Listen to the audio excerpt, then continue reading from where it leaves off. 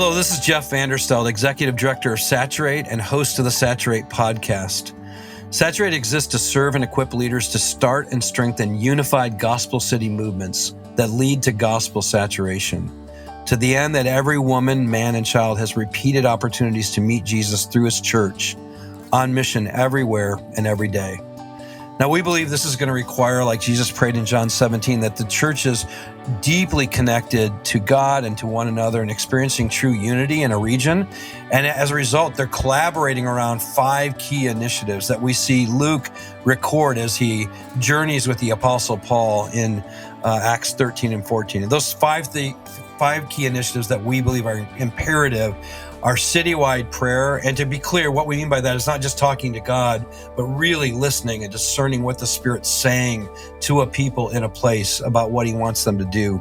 It also is going to require, number 2, disciple-making strategies, where we're actually making disciples who make disciples in our context. 3rd, that leaders are getting healthy and are thriving. 4, that we're serving our city in a way that they can see the kingdom of God breaking in tangible form. And then 5, starting new churches or new kingdom expressions, new ways of living out being the church in our context. And so today, what we're going to spend some time on is really more in the vein of the new expressions of church or new kingdom expressions in a place. And that's why I've asked Hugh Halter and I to connect again. Some of you have loved it when we spent time together. And I told Hugh I want to do this probably at least twice a year with him, just to catch up on what he's doing. Hugh has been one of the leading voices and missional guides for more than 30 years, not just here in our continent, but all around the world. He's authored some incredible books, The Tangible Kingdom, and where he talks about the gathered and the scattered church, Flesh, Bivo, Righteous Brood, which we talked about, I think, last time we were together, and then Brave Cities, which is a more recent book.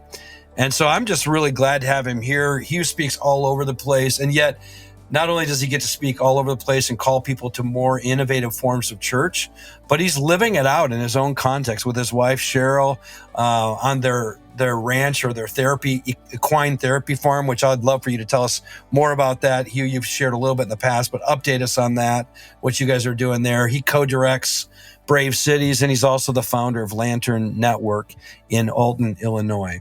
So, Hugh, welcome back. Tell us a little bit more what you've been up to. What did I miss in that introduction that people should know about? Every time I hear your Saturate spiel, I'm like, where do I sign up? Can I just go work for you? What I've always loved, Jeff, about us is we've just always kind of been sniffing the same flower, like for a long time. Missional community to micro church to engagement of our cities and the church being a different everything, a different aroma into the future. So I always just love talking with you. We didn't really plan a lot, which I enjoy, just like catching up a little bit. So where should we start today? Yeah, I told Hugh beforehand, we'll often, he and I will have these conversations before we hit record, and then we're like, man, that should have made it to the podcast because that was all the good stuff. So we've just learned, let's just have a conversation. I think, a good starting point, Hugh, would be, just catch us up. I mean, it's been a while since we've talked in terms of like in front of people. So what's been going on these last 6-7 months or whatever in your context in your life? Yeah, I don't know the exact date, but I think it was about 6 months ago the book launched. So Brave Cities finally came out. That was a 3-year writing project and life for Taylor McCall and myself. And we were just glad, as you know, you're just finally glad when you finally get it out there. Oh gosh. We had been coaching and had so many people come through Alton and different places.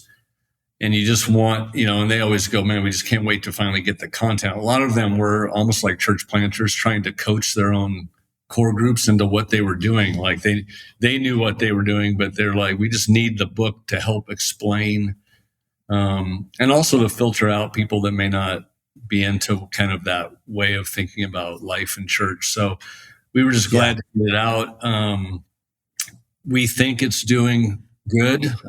People are, it's like when you get comments, you can kind of get a feel for whether or not the comments we're getting have just been really cool. People just going like, a lot of them have been like, I've been doing this. I just didn't know this counted or that it was even part of the church anymore. So a lot of people just went, thanks for letting us know that there's a lot of other people that are thinking this way. So in some ways, it was probably a good permission slip. Tangible Kingdom was like that. We weren't presenting anything new, but as you know, back in those days, there wasn't a lot of options. Yeah. And so when you guys were putting out your story and then we put out ours, people were just like, hey, we're not crazy. So the same thing is happening with the Brave City stuff. A lot of great stories where people have started business networks as part of what they're doing in their ecclesial forms. And again, like Tangible Kingdom, I'm finding stories that are way better than our own story. People always think when you write like you're an expert, but you just go, no, we're just telling our little, for us, we started to tell the story here at year 6, so we still feel like we're just beginning what we would call our second quarter here locally in Alton, Illinois. A lot of, maybe I'll catch people up and then we can go back to Brave City stuff. But, when we say Brave City, we're actually talking about another name for the church. We think, frame it, a Brave City is a community of friends that feel called to the same city, usually to the impoverished edges of the city.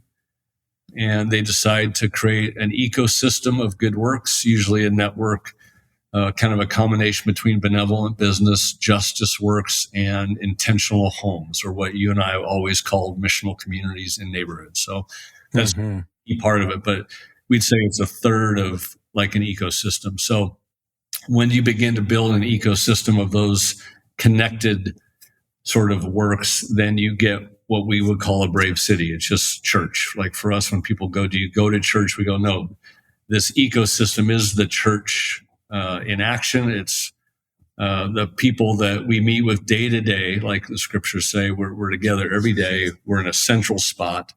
We have like an apostolic converging hub that we call the Post Commons. And it's out of that place that we dream and we pray and we fight and we strategize and we get to work. And so I just go like, I don't know how else that can be anything other than church. Yeah. So that, we are just entering our 8th year. This is a crazy story, Jeff. I might as well just tell you, but we almost sold the Post Commons about 6 months ago. So for the people that don't know our story, Post Commons was a building that was given to me. It was boarded up for 60 years right in the middle of our town. Our town's a very poor, average family income, $20,000. So very poor, lost 2/3 of its population. Most of the commercial spaces were boarded up when we moved here. 80% of the residential were slumlord homes. So, so when we get a free building, we renovated it into a space we call the living room for Alton. And we set up an all-day brunch cafe, and we became kind of the premier event space in town for weddings and that type of thing. And we added a coffee roastery, and over that 5-6 years, we added about 12 businesses to that, a couple nonprofits and that type of thing. But this was our place. It was our baby. It's where we connected with the whole town.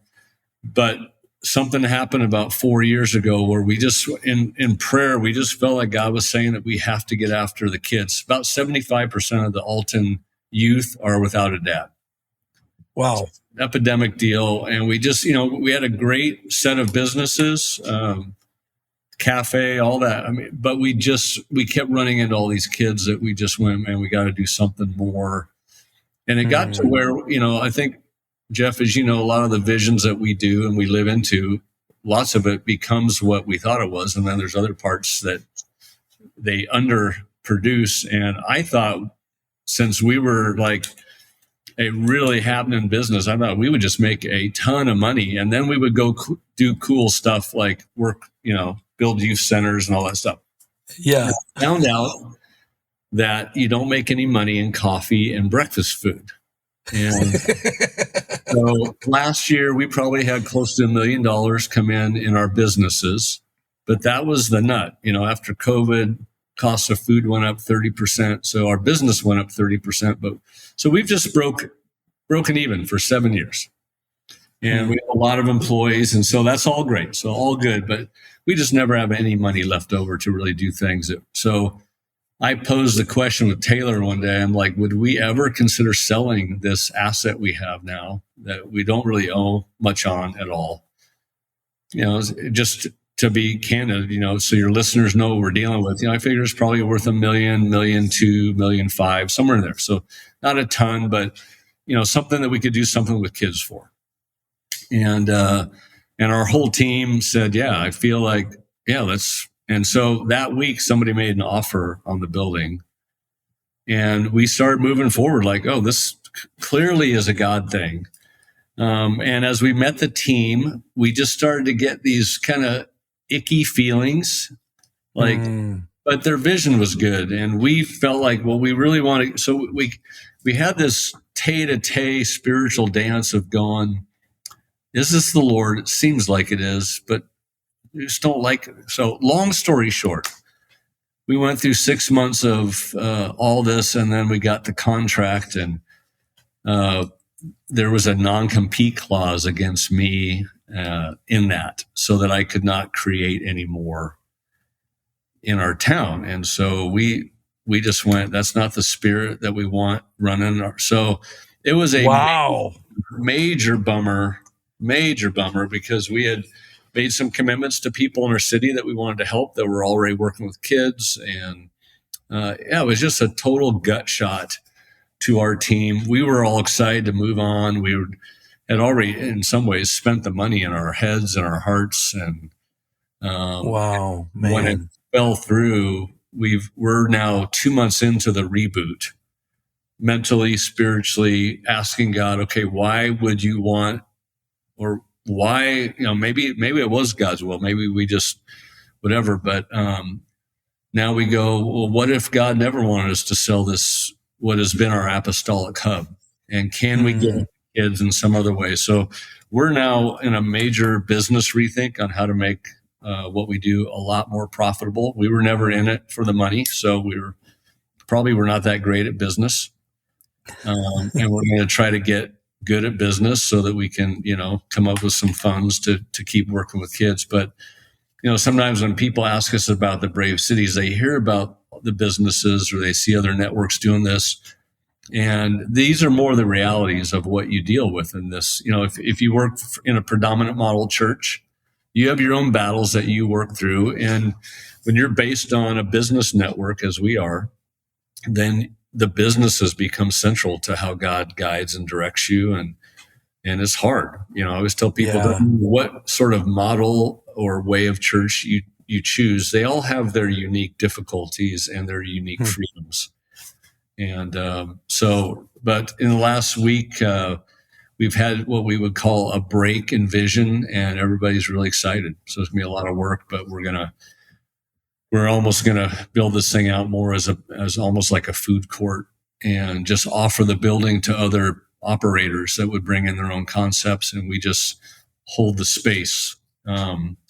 And so I think it actually will be a really fun season for what we're doing. But that's kind of the local update. Okay. A lot of stuff going on with that. I feel like my head is 80% here locally, just because of this reboot, because it's new team members, it's new staff, it's getting the original team back on vision again. So it's just like, how if you're planting a church, that's what it feels like. You got to figure out what God's saying to everybody and get everybody on board. So yeah, wow, yeah, boy, what a journey. Yeah. I one of the things, I don't know, I'm sure people catch this, or maybe they'll get it if they read the book, but like, I love the fact that you reference, you call it Brave City, and Jesus's words were, "You are a city on a hill." And it feels so much more aligned with the stuff that you read in the scriptures when you read about Paul and his team and a bunch of business people, trying to figure out how to be on mission, but they're also, a cloth dealer, like whether, or a tent maker, or you list all the different businesses that they all bring with them. Luke's a doctor, just think about these business leaders that are on the mission of Jesus, making disciples in the context of their real world. Yeah. And it just feels, what you guys are doing feels so much, not to, I don't want to ever like disparage other forms of church, but there's just something about your freedom to be able to see each other every day, like you said, is real. It's very real. The subtitle of the book, I actually love way more than the title, but it's the archaeology, artistry, and architecture of kingdom ecosystems. And I like it because you never leave any of those three. Jeff, it's a lot of church planting has been done in America without any archaeology at all. We go in with a church service or a launch strategy, and we don't listen to anybody. We assume that we got what they need. We got a gospel message or whatever. And when you read the scriptures and it says, where the righteous prosper, the cities rejoice, that gives you a different picture, like they're glad we came in and they'll be bummed if we ever leave. Most people can't say that about their churches. They're not excited. Yeah. We launch a new one, and if we close up shop, they don't mourn. They just go maybe around to the next one around the corner. So yes, this feels more legitimate to what I read in the book of Acts, honestly. Mm-hmm. And even the progression, like when you think about how Jesus sends people into cities, we have an actual passage, Luke 10, where he's sending the boys in, right? Yeah. Random place, and very specifically, and we kind of work off this progression, honestly. When people go, okay, what's your strategy? Yeah, ecosystem building, businesses, blah, blah, blah. But we follow more of a Luke 10 rhythm and sort of process where, when Jesus sends them in, he goes, hey, by the way, and they're all putting their backpacks on with their stuff. He's like, very strategic, guys, don't go in with anything. I mean, right there shuts down most U.S. church planting, right there. Like, just, if we're not coming in with anything, what's the point? Why are we going in? And then Jesus talks about that person of peace. We think his name's like Joe or something. It's about peace, right? So what he's saying, like, we got to get the peace in these homes. So a lot of what we would say the business allows you to do that church services don't. It allows you to bring peace into these impoverished places. So when we opened up the coffee shop, people were just thankful. And so we would say the first 5 years was really to get the peace of our city. And really by peace, meaning how people perceive you. There's some respect or curiosity. I don't know, when you probably remember when Mike Frost did a sermon on living a questionable life. It's that the curiosity is really the secret sauce in being a witness. People have to look at what we do and they go, well, what? I thought you guys were God, but you're doing this stuff. And you're not doing that stuff those other God people are doing. It's really critical. And I think that creates an environment where people look up and they want to hear what you have to say, and they want to be around you, and they want to kind of sniff and see what your angles are. So we just go, this first quarter was to get the peace. The second thing, then he says, then cast out, heal the sick, cleanse the leper, which is really about healing broken things, right? Yeah. And allowing space for those outsiders to be in. And then eventually we get to cast out demons, which to me is more like, as an evangelist, I view that more as the evangelism piece, where people transfer ownership from darkness to light, And so we've always said, like, we expect harvests to come, and we've had harvests, but we expect as we, now we would say the next 10, 15 years is about healing broken things, like this fatherless kid stuff, residential junk that's going on in the neighborhood. So we're going into residential redevelopment. We're going into working with those that are working with kids. But I view being in Alton as like a 40-year thing for me. So I go, we're going to work Luke 10. But for most church planters, they've never been given a grid for how to get the peace. And doing church services that's not it. There's nothing wrong with them, but it's not the way that you get the peace of it. So you have to go in as an archaeologist. You got to sniff around, and archaeologists dig, and they dig very gently. They don't dig with dynamite. They go in and they scratch and sniff behind that house to find out why that fence has been down for so long, or And then out of the archaeology, they start to create. So the artistry, we don't try to ever start businesses. We start things that people come to us with, and they go, "Hey, this town needs this," and so you start to be artistic. And they're not always businesses. Sometimes they're libraries. Sometimes they're yoga classes for moms that are, living in extreme trauma all the time, or they're whatever it is. So the artistry of the ecosystem is built out as everybody in there goes, "Hey, I think this is what God's asked me to do." And then you build out the architecture later. You can add, we're 7 years in, and we're just now talking about a convening gathering. We've had lots of gatherings, so lots of more in houses and that type of thing. Right. But now there's such a group of what we call like a inner circle that have leaned in spiritually, that are not really believers. And we can tell they're wanting more time with us. They want to find out. So we're going to, so for people that go, "What's the strategy?" Well, we have nothing against church gatherings. We just think maybe around year 7 is a good time. Maybe year 3, maybe year 14, but you have to add the architecture as you start to get the fruit of what you've done in bringing peace to a city. So I don't know if that makes sense, but that's why I'm enjoying it. I think and we never stop digging, and we never stop creating new art. And the architecture can always adjust and shift. No big deal. Yep. But yeah, we feel like we're just at the end of quarter number 1, just starting quarter number 2. Let's see how it goes, Man, that's a great update, but also a really good framework. And I would say, from my experience, it's actually realistic. Like even any time I've seen evangelistic fruit that's come together in a community, it's been years of architecture or archaeology. Yeah, totally. Even now, right now, the micro church that we're leading presently, it was probably 3 to 4 years in the making in terms of getting to know the people that didn't know Christ, that were never going to come to a church building, that were in some ways really hurt and opposed to the gospel, or not the gospel, but to the church. And then we didn't start a regular gathering in our home around brunch and the story of God and leading them to Jesus until after there was so much trust, so much peace, so much relationship established, that it really was them wanting it. It wasn't even us wanting it. It was like they wanted it.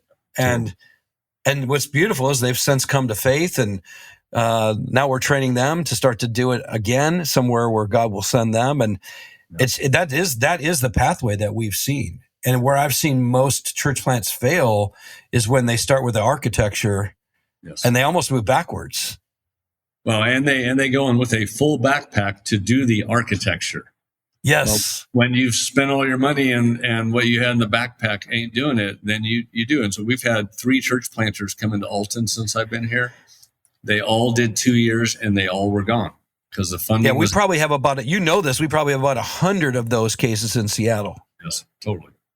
So I think Jesus is trying to save our lives. He's trying to go in with nothing. But the key is you got to commit your life to the spot. That's the one caveat. And you can't tie your money to the mission anymore. If you have to figure out how to replace the funds or go get, I don't think you'll ever get to a Brave City fruit basket, if you will. You have to. So I've never made a dime off of the entire ecosystem.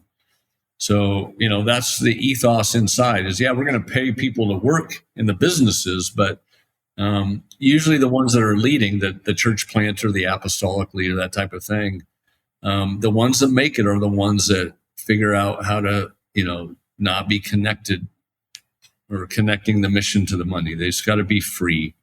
Maybe we can talk about that a little bit later. But that is, it's unique to the Brave City ideology is you take nothing in.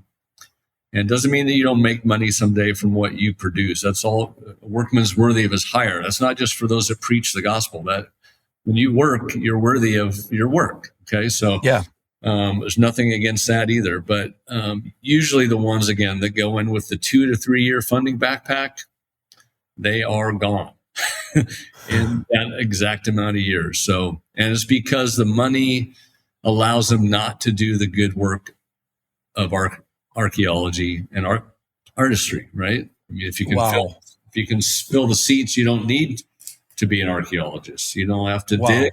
You don't have to.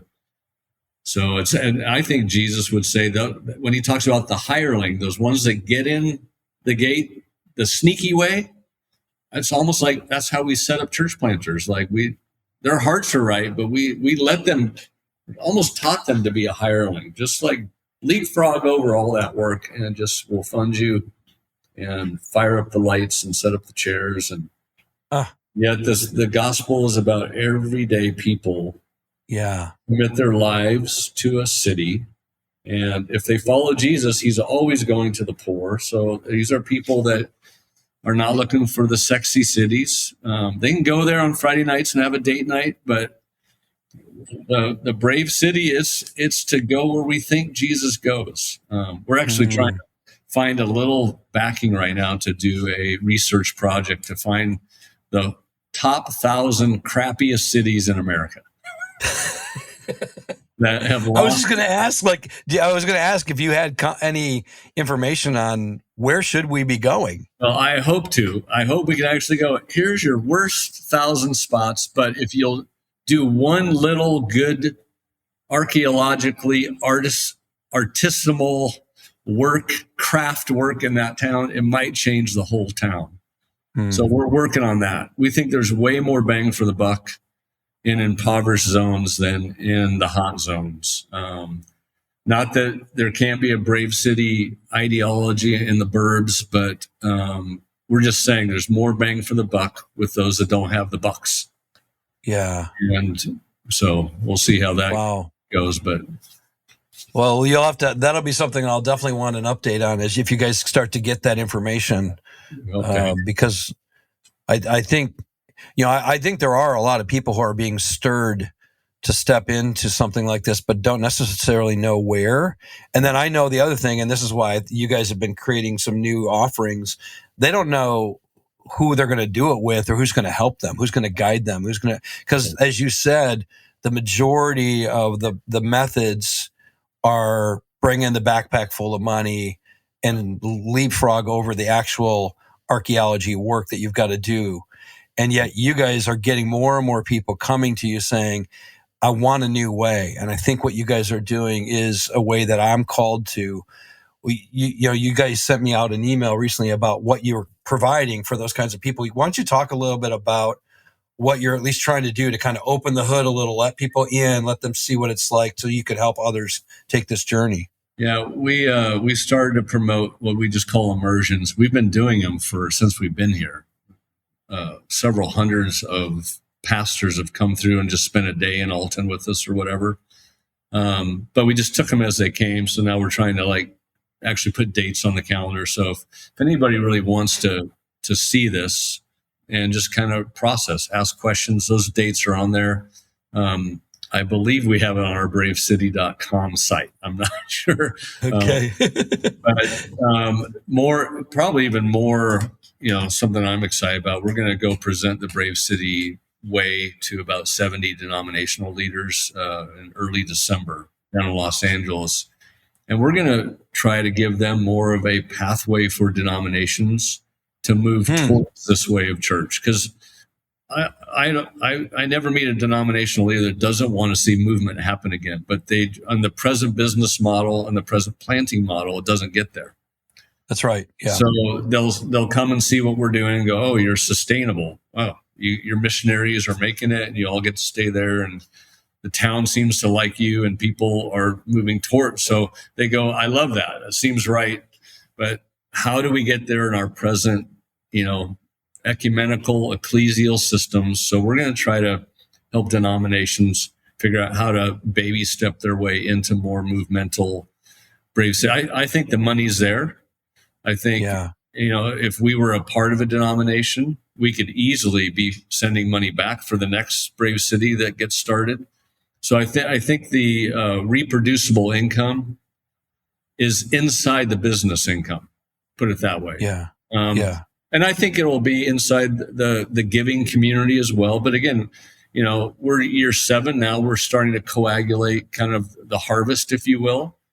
The giving will increase as that grows. And so that gives us more options for sustain. But we don't ever have to pay pastors because this all happened with no paid ministry staff. That will always be the way we keep it. Nobody will get paid to be the pastor here. People will get paid for doing work here. And we might throw stipends at people working with kids, or we might give a guy a half of a cow for preaching a sermon. We don't know what we'll do, but because we don't have to pay anybody to do the works of ministry, we believe Ephesians 4 says everybody does the works of ministry, and they're all people working. So what we can do now with our collected money is we can dig and then create new things that would bless our town and, heal things. So I think the money is in there still, and the money is there for denominations to make the next move. Like, I don't think all denominations are going to need to die, like we all say. I think, but they are going to have to rethink this whole thing. So we're going to try to provide a pathway at the movemental level for, and hopefully each denomination will do like some beta tests with us and give us a handful of their leaders and let us kind of help them out a little bit. So, man, what an opportunity. Next, 10, 15 years, helping other people do this for sure. Oh man, that sounds incredible. Obviously don't give it away, but what's a preview of some of the things you think you're going to have to share with them or call them into? Well, you've said some of it, but it'll probably follow those 3 A's, right? So what's it mean to dig in your town? You're digging up for what really would be good news to this neck of the woods. And the artistry is more about entrepreneurship. How you do entrepreneurship, how you maintain it, hold it accountable.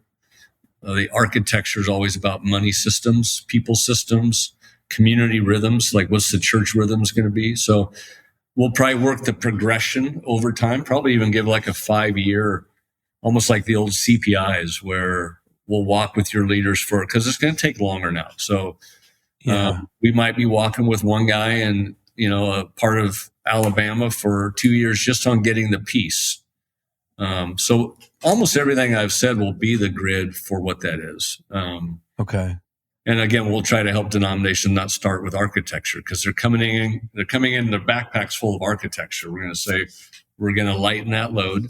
We're going to figure out where your people should be. So the place will be a key thing, these impoverished zones. And then we'll start to move into, what's your apostolic hub, your convergent space, what's your initial offering to the city going to look like? And then it's going to be how you build an apostolic team around you, mostly spiritual entrepreneurs. And then later it'll be coaching on what the spiritual rhythms, what is ecclesial life for these people going to look like. So, but you can't front load all that. It's going to have to be in time. And probably for each of these projects, we'll say, hey, we'll get on site with you for a week and we'll pray and we'll sniff around and we'll try to help you enter in a way that would bring peace. I think that's probably the most critical thing we can do. So how old are you now? You willing to share that age? Well, Jeff, I'm pretty old now. I just turned 58. All right. I turned 56 in January, so I'm just a couple years behind you. But your wife, you're old. Turned 61 yesterday. So, oh wow, we're 60-year-olds, bro. I just took her on a cruise to Alaska a few weeks ago, and we were, it's like a Norwegian cruise, so it's all old people. And I was even at dinner, I was like, man, babe, these are all old people here, and she's like, they're our age, bro. That's us. Like, I'm not ready. Just not ready mentally to go, I'm an old person, but 60, back when you and me were growing up, 60 was the end of the road, baby. That was old. Bro, this is crazy. You and me have had a lot of talks about inner life stuff and but the cruise was kind of a cool time for me just to think through. I dug up an old book by Bobby Clinton called The Making of a Leader. And I don't know if you remember this dude. He mentored a lot of guys out of Fuller Seminary. And the book's really about finishing well. And I think, bro, I don't know if you think about it. I think about dying and finishing well. I feel like every hour, like I'm consumed with the fact that, as Bobby would say, the ones that finish well, they've lost their illusions and their ambitions. When you're younger, you're supposed to have, I mean, you're going to have illusions till they all get smashed. But you kind of need ambition when you're younger to just get you out of bed. As you get older, he says a third of leaders crash and burn. And we're seeing that everywhere. Yep, we are. Yep. A third get so cynical that they just go, whatever, I'm done. I'm not going to go dark, but I'm going to go golfing. And I'm just not going to risk my life for this thing anymore. He would say that's not finishing well. And then he says a third finish well, which means that they go to their last moment more in love with Jesus than they were when they started, still feeling like if they got breath in their lungs, they have a mission. And he said to get to that point, he said it's usually around mid 50s to 75. So, and he says your best years, if you can finish well, are when you're like 60 to 75. Like your best years, because when you don't have any more ambitions or illusions, if you got your heart right, as Jesus would say, if your eye is right, then you're there to serve the multiplication, you're there to serve the church freely. And he brings up this concept that I've been processing. It's called convergence. And it's where you get to this place where you don't have a dog in the hunt anymore, other than you just want to be with Jesus. And you can just literally, anybody that asks, you can just give them your time. And so I'm, if you want to ask me what Hugh Halter's thinking about personally, I'm trying to think of how to make my last 20, 25 years my best years.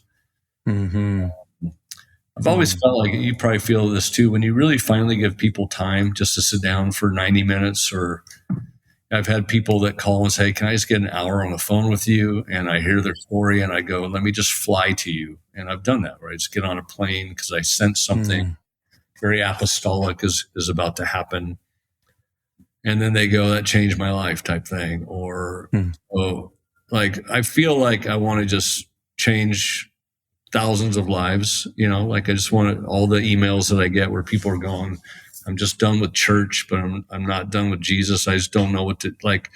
I would love to just sit and talk with as many people as I can. So I don't know, a bit of I wouldn't say it's a renovation, but the one point he makes in that book that I'm processing with, he says to really operate out of convergence, you can't necessarily be leading still. Like you have to be, when you're leading, you're still drawing people to your thing, even if it's a great thing. And even if even if you're a healthy leader, but it's almost like the sage becomes the sage because they're Gandalf up on the hill for you, like what can I do to help you? So I'm processing getting out of my, part of my executive director role and handing off almost everything that I can. Even in our businesses, the idea of us not managing all of our businesses, but Post Commons just being a place where other people, other operators can bring their business. Like even that's part of the strategy, is to just be free. Like we'll keep the building up for you guys, but I'm hoping that that I finish well. I don't want to. Still working out, still trying to not die. Keep a little, what I call bar fight cardio. So I want to have a little something, dig this thing up. I also don't want to just keep building something for myself. The church has never seemed to be in worse shape. And the best way I can help with that is maybe just give my years of pain and misery back to people and coach, whatever. So, wow.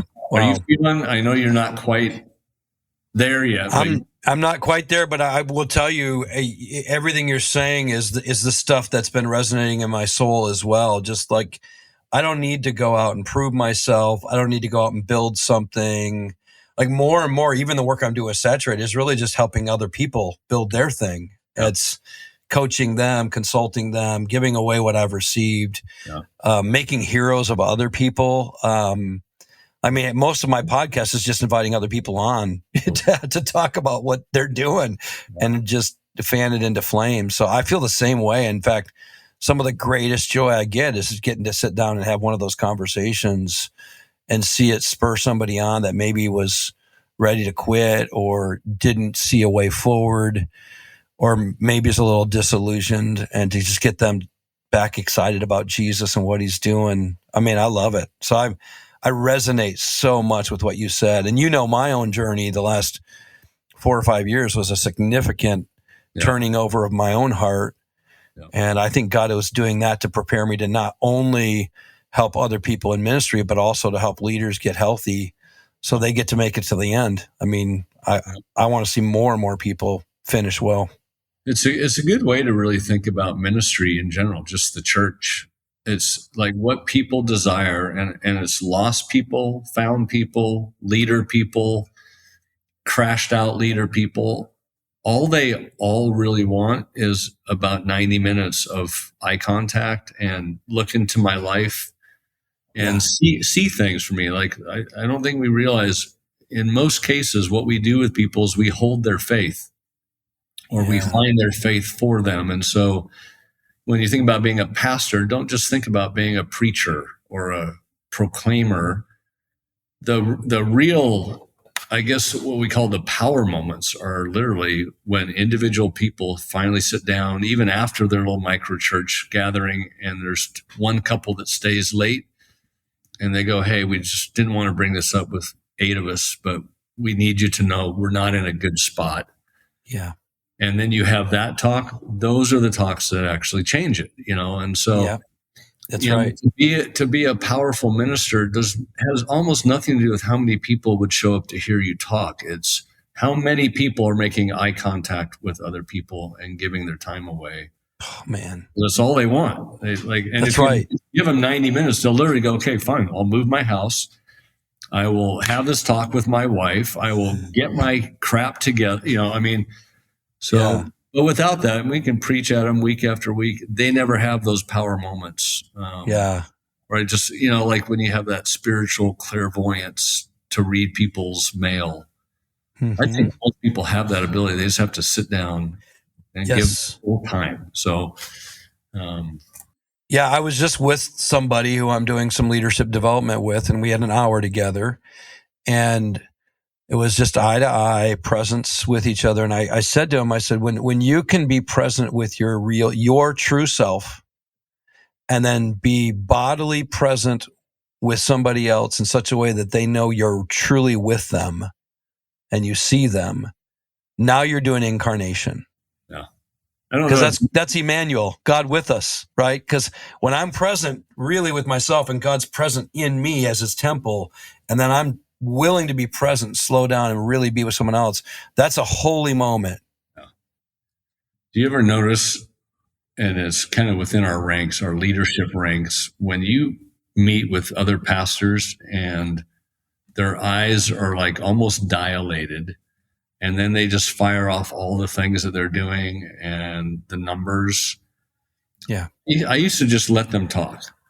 Yeah. Or I, try to get out of that as soon as I could. I now will stop them and actually tell them, "Hey, all that stuff you're telling me, like, I say it in different ways, but I say, I don't really care."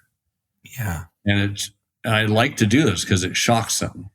Yeah. I really don't care, because that could all change next week. You do a crappy sermon, they're all gone. So what's going on with you? Type of thing. And some guys, they can't it's almost like they can't come to consciousness. Yeah. They don't know how to get there. They just stay amped and we got it, and I feel so bad for them, because there's nothing more unattractive about spiritual leaders than when lost people find a believer that just looks like they're so ambitious and they're trying to sell something. Like, to me, it's like the worst aroma. It's like a stench of And true missionaries are those types of people that, like I said, they can go, they're just trustworthy. Their eyes actually water up because they're making eye contact and they're listening. Yes. And you will find that that's evangelism. That's when it happens. Is. Yes. So if you're one of those amped up, you're so high on dopamine, I don't know how to help, but I want to say, like, it ain't going to last. You can't live on that stuff. Like, no. You'll hit a wall eventually because that addiction does not work. I love the way you say when you come to your true self. Yeah. So. Yeah. One of the joys I have is getting to be a part of the Soma family of churches. And what I hear regularly when people visit our national gathering or retreats is they say, almost every conference or retreat I go to, everyone just asks me, how big's your church? It's all metrics. It's all ambition. It's all what we just described. But what we don't get that here. All we got while we were here was someone looked me in the eye and said, how are you? Yeah, that's key. Tell me more about your soul. And it's like, man, that is the heart. Honestly, I feel like everybody's going smaller because we have to, and we're going slower. So I think in time I think we'll smell good again. I think, we're going to be in a rough 20, 30, maybe 40 years of recovering from, all this church stuff.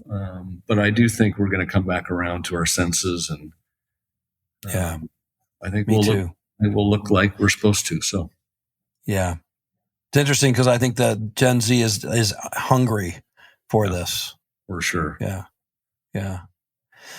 Well, Hugh, I love this conversation. We're going to keep doing it. Maybe every 6 months we just have another check in and catch up, and you tell us what the old man's learning.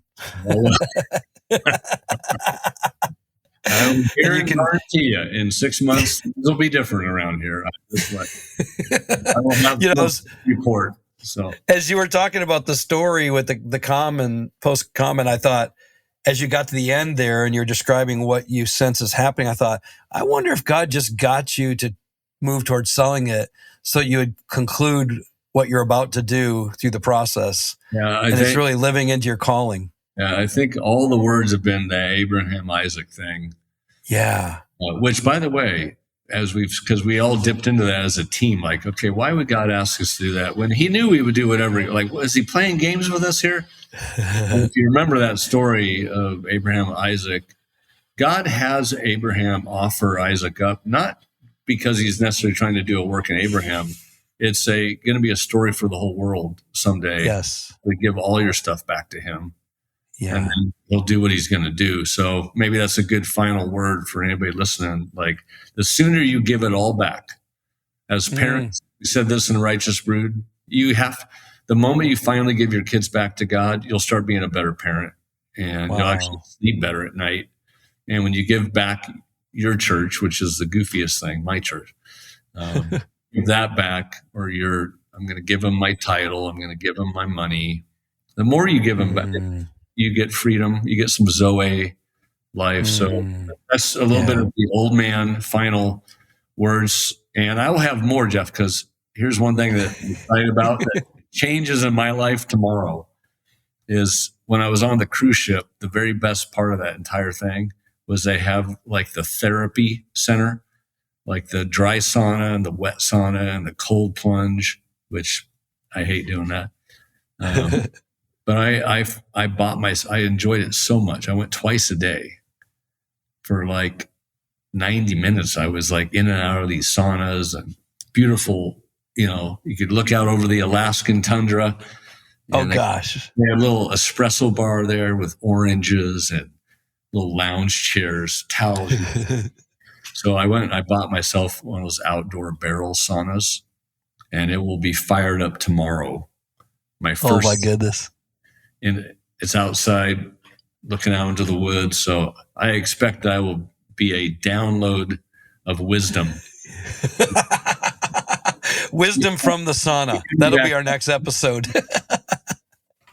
Anyway, great hanging out with you as usual. You too. Yeah, Hugh, I guess what you said there at the end about the Abraham Isaac, let's just leave people with that. What is that thing that you've not been willing to put on the altar? What's that thing you've been holding back that God's wanting you to offer up to him and just release?